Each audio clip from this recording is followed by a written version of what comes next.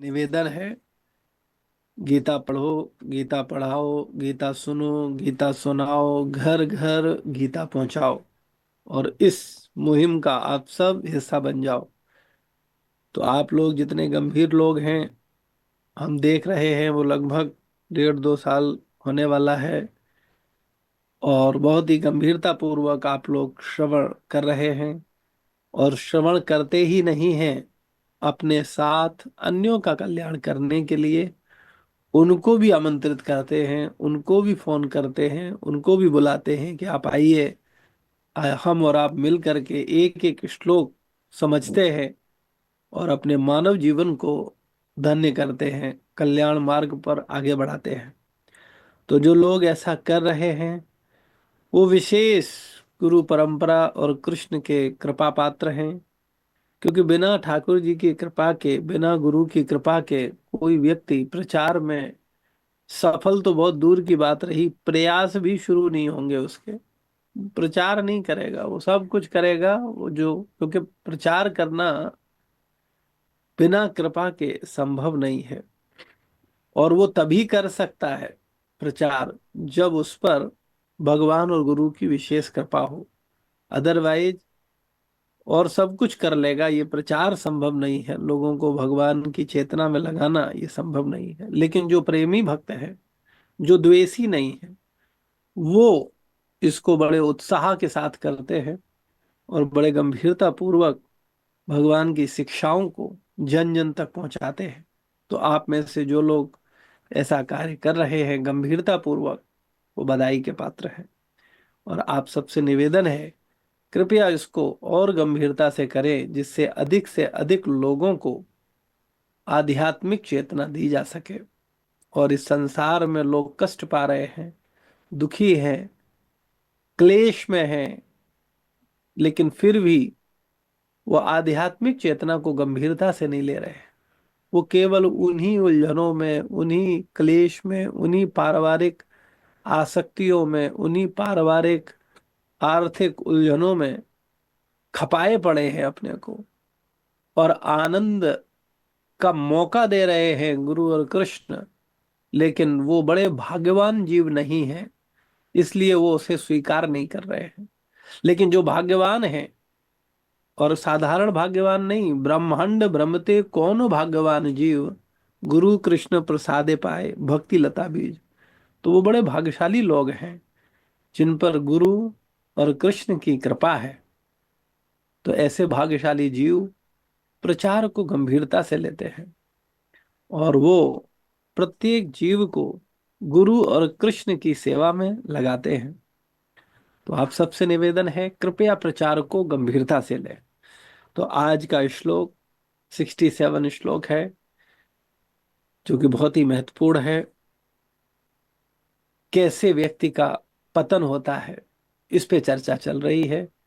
पहले चर्चा चली थी कैसे कल्याण होगा, और अब पिछले संडे और इसमें चर्चा चल रही है कैसे व्यक्ति का पतन हो जाता है, कैसे व्यक्ति भक्ति में आकर के नष्ट हो जाता है, उसकी बुद्धि नष्ट हो जाती है। कैसे होता है ये, इस पे चर्चा चल रही है। तो आप लोग हमारे साथ साथ बोलिए, इंद्रियाणाम ही चरताम यन्मनो अनुविधीयते तदस्य हरित प्रज्ञा वायुर्नावमिं भाम्भसि। इंद्रियाणाम हि चरताम यन्मनो अनुविधीयते तदस्य हरिति प्रज्ञाम वायुर्नावमी वाम्भसि। शब्दार्थ, इंद्रियाणाम इंद्रियों के, ही निश्चय ही, चरताम विचरण करते हुए, यत जिसके साथ, मन मन अनुविधीयते निरंतर लगा रहता है, तथा वह अस्य इसकी, हरंती हर लेती है, प्रज्ञाम बुद्धि को, वायु वायु, नावम नाव को, इव जैसे, आम्भसी जल में। इस श्लोक का तात्पर्य, अर्थ और तात्पर्य श्रील प्रभुपाद जी के द्वारा। श्रील प्रभुपाद की जय। जिस प्रकार पानी में तैरती नाव को प्रचंड वायु दूर बहा ले जाती है, उसी प्रकार विचरणशील इंद्रियों में से कोई एक जिस पर मन निरंतर लगा रहता है, मनुष्य की बुद्धि का हर लेती है, हरण कर लेती है, मनुष्य की बुद्धि को हर लेती है। तात्पर्य, यदि समस्त इंद्रियां भगवान की सेवा में न लगी रहें और यदि इनमें से एक भी अपनी इंद्रिय तृप्ति में लगी है, तो वह भक्त को दिव्य प्रगति पथ से विपथ कर सकती है, जैसा कि महाराज अम्बरीश के जीवन में बताया गया है। समस्त इंद्रियों को कृष्ण भावनामृत में लगा लगा रहना चाहिए, क्योंकि मन को वश में करने की यही सही एवं सरल विधि है। इससे पहले के श्लोक में हम लोग चर्चा किए थे पिछले रविवार को, जिसमें वर्णन आया था। भगवान बता रहे थे जो कृष्ण भावनामृत में परमेश्वर से संबंधित नहीं है, उसकी न तो बुद्धि दिव्य होती है और न ही मन स्थिर होता है, और जिसके बिना शांति की कोई संभावना नहीं है, और शांति के बिना सुख हो भी कैसे सकता है।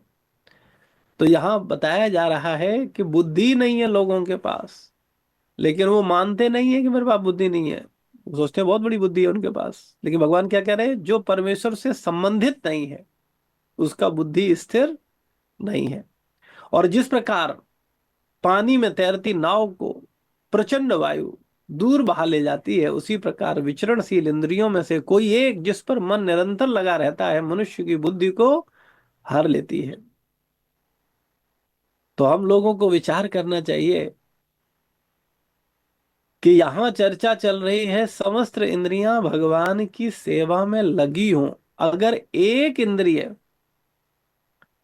पांच ज्ञान इंद्रियों में एक इंद्रिय भी अगर भगवान की सेवा से विमुख है, तो उसकी दुर्गति हो सकती है। फिर उनके विषय में क्या कहा जाए, जिनकी पांचों इंद्रियां विषयों में लगी हैं, हम जैसे लोगों की, तो उनका क्या होगा।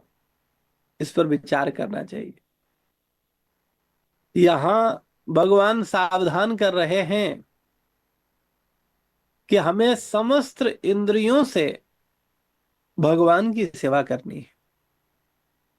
गुरुजनों के निर्देशन में भगवान को संतुष्ट करना है, भगवान की इंद्रियों को संतुष्ट करना है, अपनी समस्त इंद्रियों को भगवान की सेवा में लगा कर। और कोई साधक ऐसा कर रहा है और अगर उसकी एक इंद्रिय इंद्रिय विषय में लग गई, तो वही उसकी अधोगति करवा देती है, यानी अपने पद से च्युत करा देती है। व्यक्ति अपनी स्थिति से गिर जाता है। तो बहुत सावधान रहने की बात है जो वास्तव में भक्ति को गंभीरता से करना चाह रहा है, जो सच में भगवान को प्राप्त करना चाह रहा है। हालांकि आप कहेंगे हम तो गीता का सत्संग सुनने आए थे, हमको हमारा कोई जीवन का लक्ष्य भगवत प्राप्ति थोड़ा ही है। मेरे मेरे एजेंडे में ये भगवान की प्राप्ति नहीं है। हमने ये मानव शरीर लिया है धन कमाने के लिए, घर बनाने के लिए, बच्चों को संतुष्ट करने के लिए, पत्नी और बच्चों की इंद्रियों को संतुष्ट करने के लिए। मेरा तो मानव जीवन का एकमात्र उद्देश्य ही ये है, और हम इसको बड़ी ईमानदारी के साथ निभा रहे हैं। हाँ, दिखावा जरूर करते हैं कि भगवान की सेवा कर रहे हैं, भगवान को संतुष्ट कर रहे हैं, लेकिन अल्टीमेट उद्देश्य तो अपनी और अपने परिवार की इंद्रिय तृप्ति करना ही मेरे जीवन का मूल लक्ष्य है। लेकिन मनुष्य शरीर प्राप्त करके अगर हमने कृष्ण को प्रसन्न करने का, कृष्ण को प्राप्त करने का, कृष्ण प्रेम प्राप्त करने का, कृष्ण भावनामृत को प्राप्त करने का प्रयास नहीं किया, तो ये जो मनुष्य शरीर जो कि 10 20 30 साल के लिए है, ये बेकार चला जाएगा। दुर्लभम मानुषम जन्म, ये मानव जन्म बड़ा दुर्लभ है। बड़े भाग मानुष तन पावा। ये कुत्ते बिल्लियों की तरह जीवन जीने के लिए नहीं है। कुत्ते और बिल्ली केवल अपने शरीर यानी अपनी इंद्रियों को तुष्ट करने में लगे रहते हैं और अपनी संतानों की इंद्रियों को तृप्त करने में लगे रहते हैं। तो दो प्रकार की जीवात्माएं हैं इस संसार में। एक वो जीवात्माएं हैं जो भगवान, गुरु और साधु संतों को, वैष्णवों को संतुष्ट करने में लगी हैं। और एक दूसरी जीवात्माएं हैं जो अपनी निज इंद्री और अपने बच्चों, संतान की इंद्रिय तृप्ति को पूरा करने में लगी हुई है। अपने सांसारिक निज जनों की इंद्रिय तृप्ति करने में लगी हुई है। कलयुग के प्रभाव के कारण आज वर्तमान समय में 99% लोग अपने शरीर यानी अपनी इंद्रिय तृप्ति और अपनों की इंद्रिय तृप्ति में लगे हुए हैं। 1% विशेष गुरु कृपा पात्र हैं जो गुरु और कृष्ण को प्रसन्न करने का प्रयास कर रहे हैं। वो कृष्ण की इंद्रियों को संतुष्ट करने का प्रयास कर रहे हैं। और ऐसे लोगों को शांति प्राप्त होती है। उनकी बुद्धि दिव्य होती है, यानी उनके पास बुद्धि होती है। और बकाया 99% लोगों के पास बुद्धि ही नहीं है। हालांकि आप कहेंगे अच्छा बुद्धि नहीं है तो इतने बड़े बड़े होटल 5 स्टार बन रहे हैं, पूरी दुनिया में बड़ी बड़ी बिल्डिंगें बन रही हैं, बड़े बड़े शहर बसाए जा रहे हैं, लेकिन सारी योजनाएं केवल इंद्रिय तृप्ति के लिए है। भगवान की इंद्रिय तृप्ति के लिए नहीं है। तो ये बुद्धि तो है उनके पास, लेकिन भौतिक बुद्धि है। आप सबके पास बुद्धि है। जब हम आपके पास बुद्धि नहीं है बोलते हैं तो आप ऐसा मत सोचना कि आप पागल हो। नहीं, आप संसार के प्रकांड विद्वान हो, लेकिन संसारी बुद्धि है आपके पास, आध्यात्मिक बुद्धि नहीं है। और जैसे तैसे गुरु कृपा से, भक्तों की कृपा से, सत्संग से, शास्त्र से, साधु से, गुरु से, गुरु साधु शास्त्र की कृपा से आपको थोड़ी बहुत दिव्य बुद्धि मिलती है। तो उस बुद्धि से भी आप हाथ धो बैठते हो कुछ गलती करके। क्या गलती करके? तो इसकी चर्चा आज के श्लोक में है।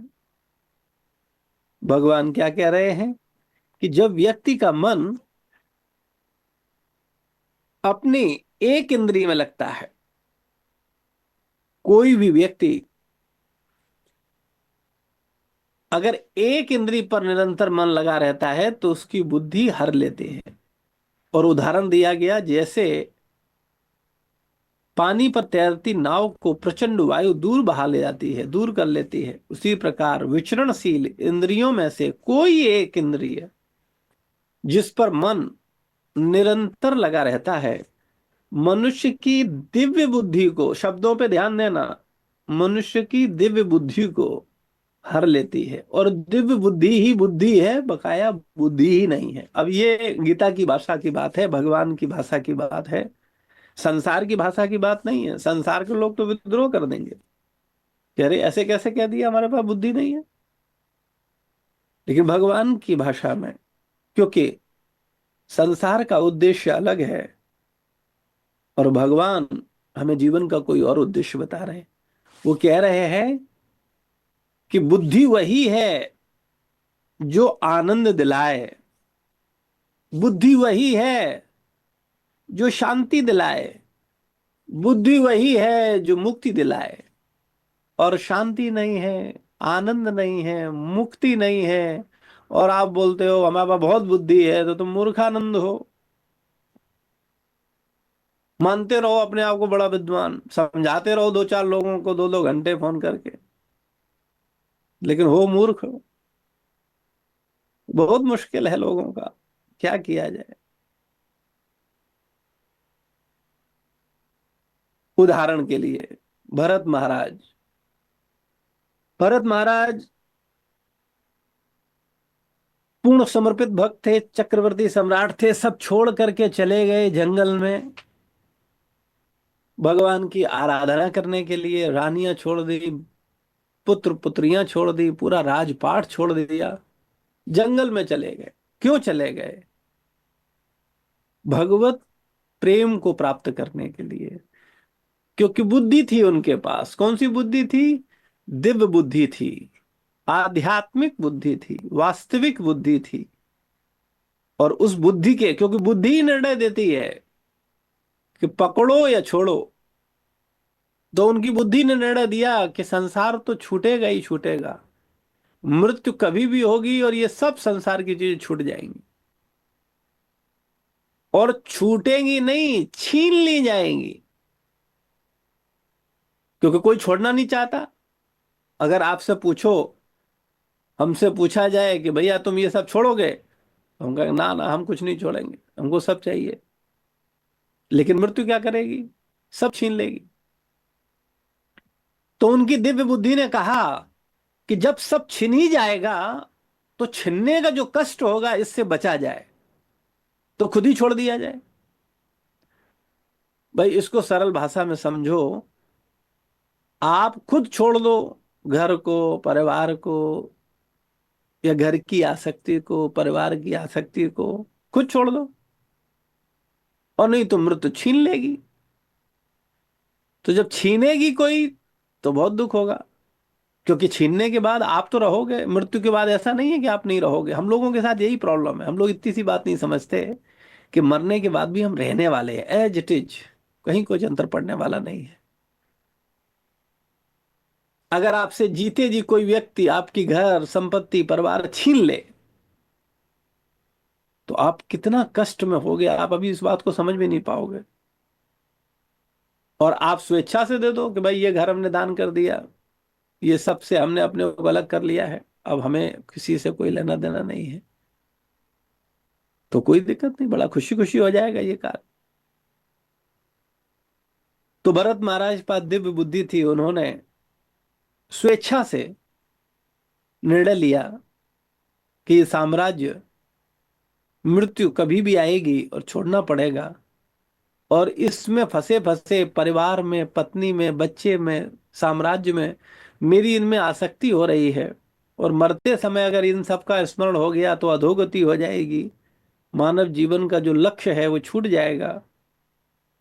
तो उन्होंने उन सब से संन्यास लेकर के जंगल में चले जाते हैं।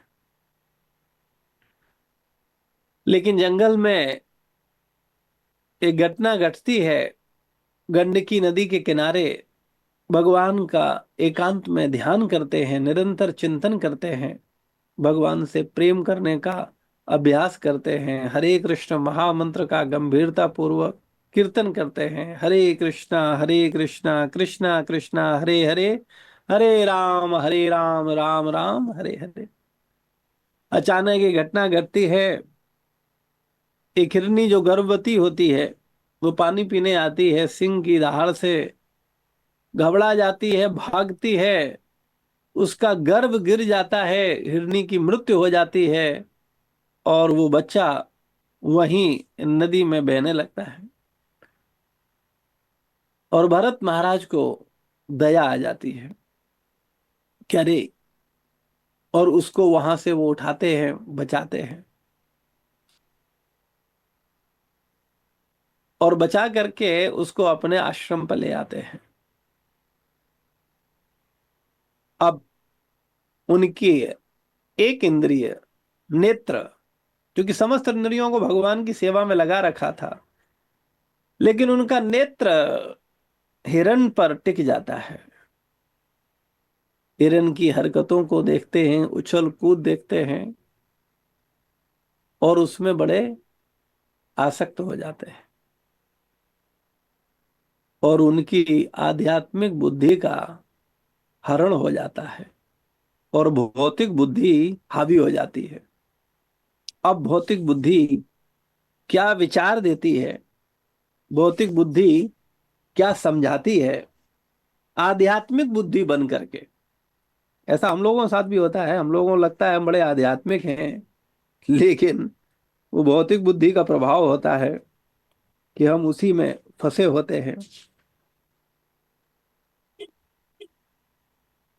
तो भरत महाराज क्या तर्क देते हैं, उनकी भौतिक बुद्धि उन्हें क्या तर्क देती है। बेचारा, अहो बेचारा यह मृग छोना भगवान के प्रतिनिधि काल चक्र के वेग से अपने संबंधियों तथा मित्रों से विलग हो गया है और मेरी शरण में आया है। यह अन्य किसी को न जानकर केवल मुझे अपना माता पिता भाई तथा स्वजन मानने लगा है। मेरे ही ऊपर इसकी निष्ठा है। यह मेरे अतिरिक्त किसी को नहीं जानता, अतः मुझे ईर्ष्यावश यह नहीं सोचना चाहिए कि इस मृग के पीछे मेरा अकल्याण होगा। मेरा कर्तव्य है कि मैं इसका लालन पालन रक्षण करूं तथा इसे दुलारूं, पुचकारूं। जब इसने मेरी शरण ग्रहण कर ली तो भला मैं इसे कैसे दुत्कारूं। यद्यपि यह मृग से मेरे आध्यात्मिक जीवन में बाधा पड़ रही है, किंतु मैं अनुभव करता हूं कि इस प्रकार से कोई असहाय व्यक्ति यदि शरणागत हो तो उसकी उपेक्षा नहीं की जा सकती। अब तो यह बड़ा भारी दोष होगा। भले ही कोई विरक्त हो चुका हो, किंतु जो महान है वह निश्चित रूप से दुखी जीवात्मा के लिए ममता का अनुभव करता है। मनुष्य को चाहिए कि शरणागत की रक्षा हेतु अपने बड़े से बड़े स्वार्थ की परवाह न करे। तो यहां पर हम देखते हैं कि भरत महाराज की बुद्धि का, दिव्य बुद्धि का हरण हो चुका है। और कोई मूर्ख सुनेगा तो कहेगा बात तो बड़ी सही कह रहे हैं, एक हिरन बेचारा, उसकी असहाय कौन रक्षा करेगा। भरत महाराज की बुद्धि का हरण हो चुका है, परंतु फिर भी ऐसा लगता है कि वे बहुत बुद्धिमानी की बात सोच रहे हैं। श्रीमद् भागवतम 5, 8, 10 के तात्पर्य में श्रील प्रभुपाद लिखते हैं, माया अत्यंत प्रबल है। परोपकार, साम्यवाद, परमार्थ के वशीभूत होकर विश्व में लोग दुखी मानवता के प्रति दया का अनुभव करते हैं। यदि कोई किसी के प्रति दयालु या किसी की भलाई कर सकता है तो उसे चाहिए कि उस व्यक्ति को कृष्ण भावना तक पहुंचाए, कृष्ण भक्ति तक पहुंचाए। यही सबसे बड़ी मदद है, यही सबसे बड़ी बात है। तो कहने का तात्पर्य है, हम देख रहे हैं भरत महाराज की दिव्य बुद्धि थी उनके पास, जिस बुद्धि के बल पर वो कृष्ण की शरण लेने के लिए साम्राज्य को छोड़ पाए, क्योंकि बुद्धि निर्णय देती है। दिव्य बुद्धि दिव्य निर्णय देती है, और गंदी बुद्धि गंदा निर्णय देती है। और हम ये मानने को तैयार नहीं है कि हमारे पास गंदी बुद्धि है, इसलिए मेरे निर्णय भी सब गंदे ही आते हैं, सब गंदे निर्णय। दिव्य बुद्धि हो तो दिव्य निर्णय आए, लेकिन हम अपने आप को दिव्य नहीं महादिव्य मानते हैं, इसीलिए अपने गंदे निर्णयों को दिव्य निर्णय मानते हैं, और इसी कंफ्यूजन में हम भटकते रहते हैं, लेकिन सही बात को समझना नहीं चाहते।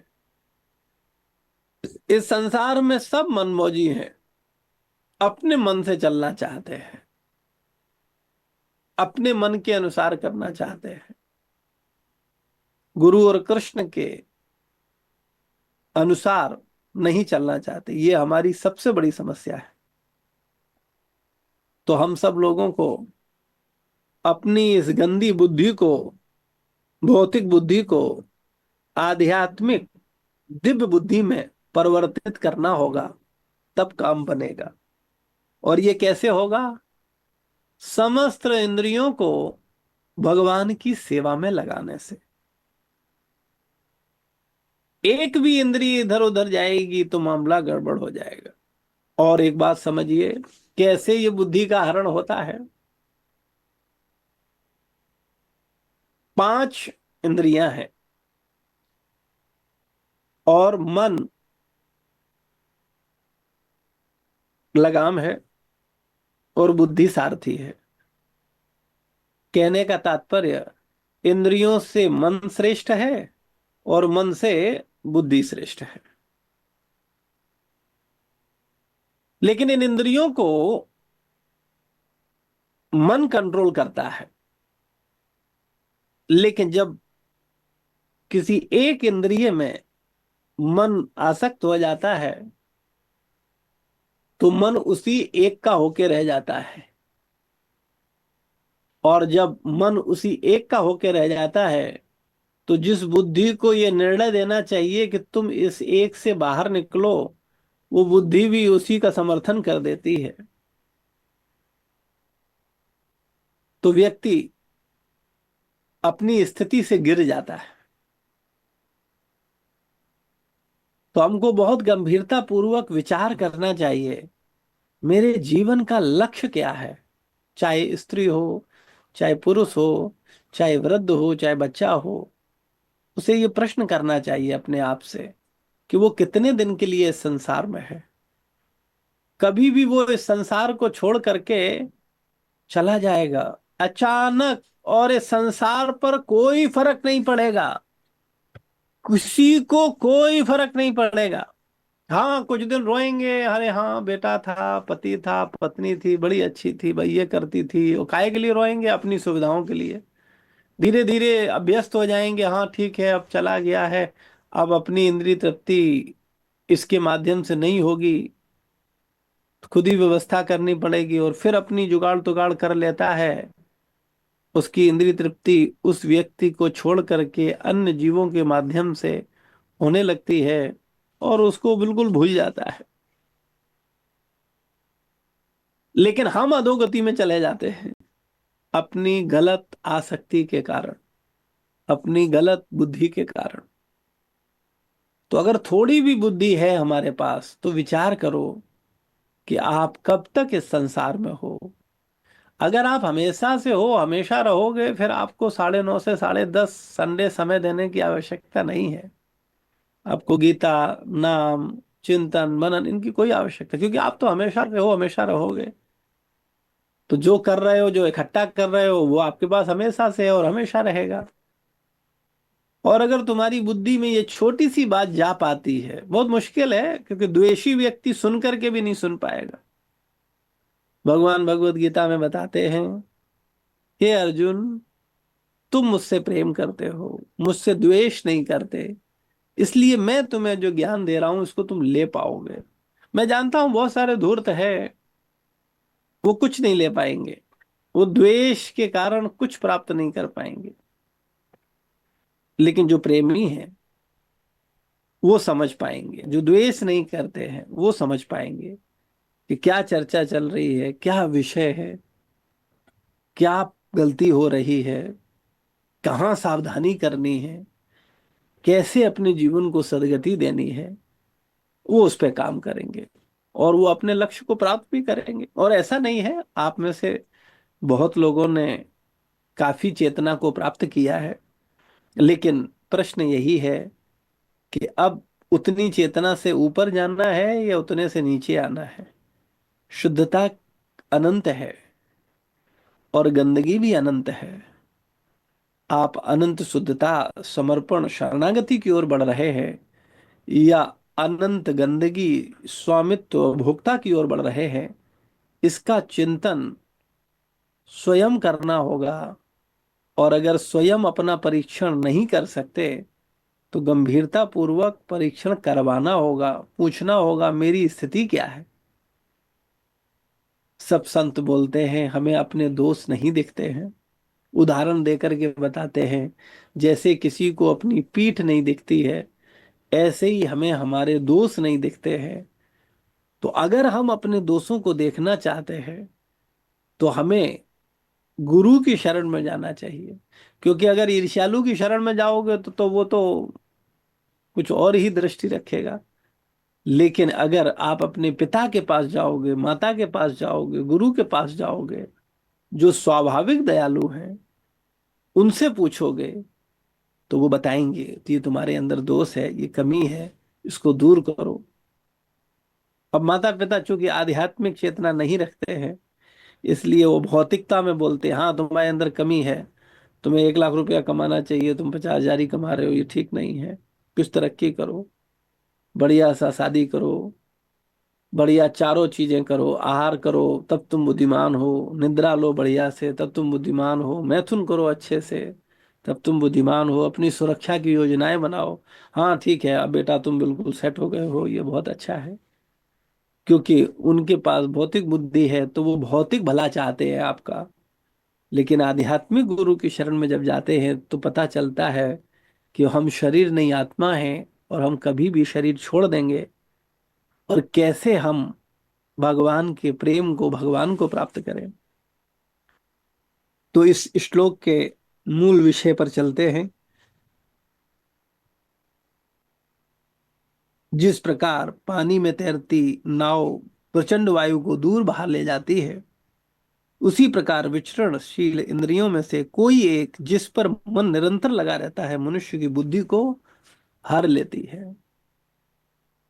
ये मन के साथ एक समस्या है कि मन एक के साथ ही रहता है। आंख के साथ रहेगा तो कान के साथ नहीं रहेगा, कान के साथ रहेगा तो जीभ के साथ नहीं रहेगा। जैसे उदाहरण देकर के भक्त लोग बताते हैं कि 5 पत्नियों वाला एक पति है, तो एक पत्नी के पास रहेगा तो 4 पत्नियों के पास नहीं रहेगा। तो ऐसे ही उदाहरण देकर के समझाते हैं कि ये मन जब आंख में लगा होता है तो और इंद्रियों पर ध्यान नहीं होता, जब कान में लगा होता है तो और इंद्रियों पर ध्यान नहीं देता। उदाहरण के लिए बताते हैं, जैसे हिरण, हिरण का मन सुमधुर संगीत में लग जाता है। शिकारी एक सुंदर संगीत बजाता है और हिरण उस संगीत में इतना लीन हो जाता है, उसका मन, कि शिकारी द्वारा छोड़ा गया बाण उसको दिखता ही नहीं है, क्योंकि मन इन्वॉल्व हो गया श्रवण इंद्रिय पर, और वो तीर उसको मृत्यु दिला देता है। दूसरा उदाहरण मछली का, कांटे में कुछ थोड़ा सा खाने के लिए लगा हुआ है, और मछली उसके रस में टच करते ही उस रस में इतनी आसक्त हो जाती है कि उसका मन उस स्वाद इंद्रिय पर इतना एकाग्र हो जाता है कि वो समझ ही नहीं पाता कि वही कांटा उसको चुभ रहा है और उसको मृत्यु का कारण बन जाएगा। हम लोगों ने भी देखा, कई घटनाएं ऐसी हमारे साथ भी घटती हैं कि मान लो हम किसी विषय को बड़े ध्यान पूर्वक देख रहे हैं और कोई कुछ बोलता रहता है, हमें सुनाई नहीं देता। ऐसी कई घटनाएं घटी हैं, हमारे साथ रोज घटती हैं हम लोगों के साथ। क्योंकि मन उस एक विषय में जब आसक्त हो जाता है तो अन्यों की तरफ उसका ध्यान नहीं होता। लेकिन अभ्यास के द्वारा इस मन को दो जगह भी लगाया जा सकता है। और हम सब लोगों को भी इसका थोड़ा बहुत अनुभव होगा। जब हम लोग गाड़ी चलाते हैं तो देखते भी जाते हैं सामने, और थोड़ा संगीत भी बजा लेते हैं, संगीत भी सुन लेते हैं। लेकिन अभ्यास की बात है, अभ्यास करने से ये संभव है। तो अभ्यास बहुत बड़ी चीज है। ये अभ्यास अगर हमें कृष्ण चिंतन का हो जाए तो जीवन सफल हो जाए।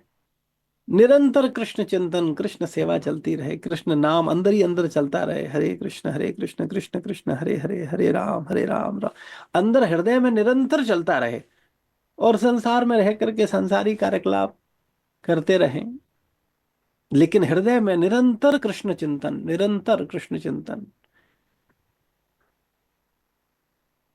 और केवल कर्तव्य निर्वहन सोच करके अपने कर्तव्यों को करें। तो ये मन कैसे हरता है, इस पे चर्चा चल रही है।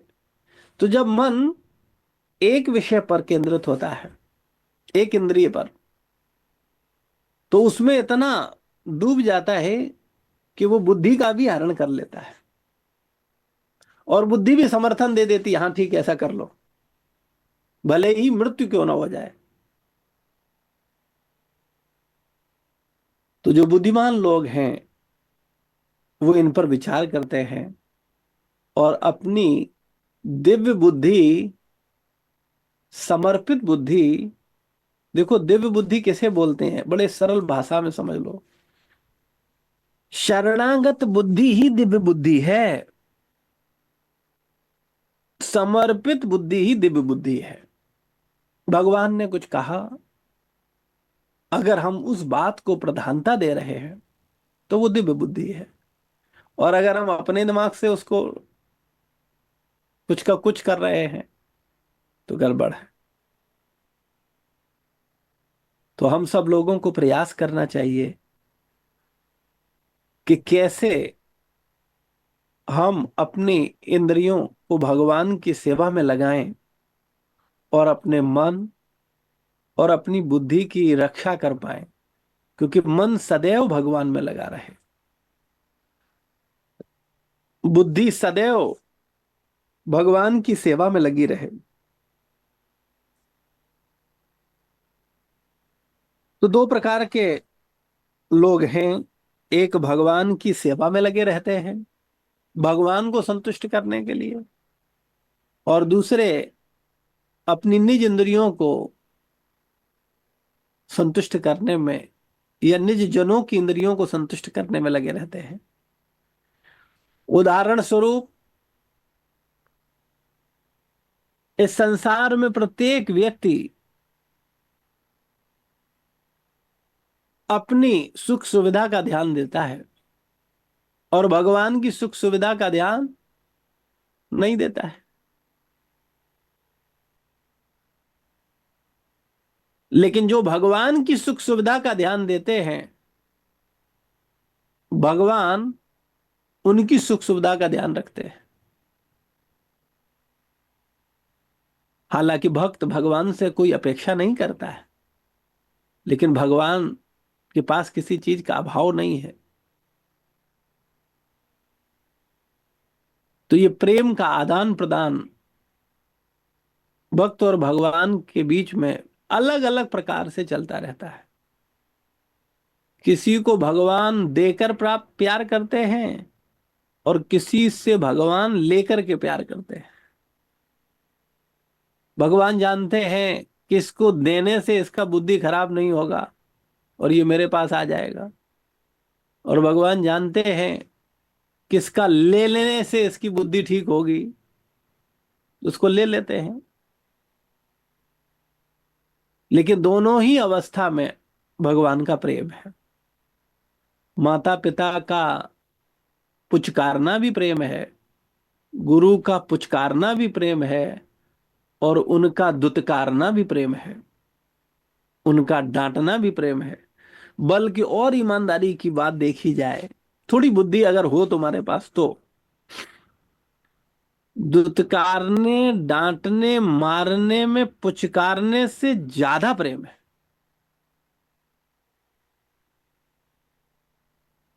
क्योंकि पुचकारने में निज इंद्रिय तृप्ति होती है। भाई आपका बेटा है, आपकी बेटी है, या आपका शिष्य है, आप उसे पुचकारो, उसको तारीफ करो, उसको दुलारो, खुद को भी अच्छा लगता है कि नहीं लगता? भाई अपने बच्चे को प्यार करने में कैसे बुरा लगता है? उसको निज इंद्रिय तृप्ति होती है। लेकिन उसी बच्चे को चांटा मारो। अब 4 साल 5 साल का बच्चा है, बड़ा प्यारा सा है, गोलू मोलू सा है, और उसके चांटा दो गाल पे, तो निज इंद्रिय तृप्ति तो नहीं होती। कोई माता पिता नहीं चाहता कि मारे। लेकिन उसमें माता पिता की करुणा और अधिक होती है कि ये बिगड़ ना जाए, इसका भला हो जाए, ये ठीक हो जाए। तो ऐसे ही जिन भक्तों पर डांट पड़ती है, जिन शिष्यों पर डांट पड़ती है, जिन भक्तों पर भगवान की विपरीत कृपा है, वो ज्यादा कृपा है। तो हम लोगों को ये समझना चाहिए, कभी भी माता पिता गुरु की डांट का, फटकार का, उपेक्षा का कभी बुरा नहीं मानना चाहिए। और जो बुरा मानेंगे उनकी दुर्गति निश्चित है, उन्हें कोई बचा नहीं पाएगा। क्योंकि जो हित करने वाले हैं, अगर उनसे ही द्वेष कर लिया तो फिर रक्षा करने वाला कौन है? इतनी समझ हमारे पास होनी चाहिए। श्रील प्रभुपाद की जय, गुरु महाराज की जय, समस्त भक्त वृंद की जय। किसी का कोई प्रश्न है, कोई जिज्ञासा है, निसंकोच पूछ सकते हैं। आप सबसे निवेदन है, गीता पढ़ो, गीता पढ़ाओ, घर घर गीता पहुंचाओ।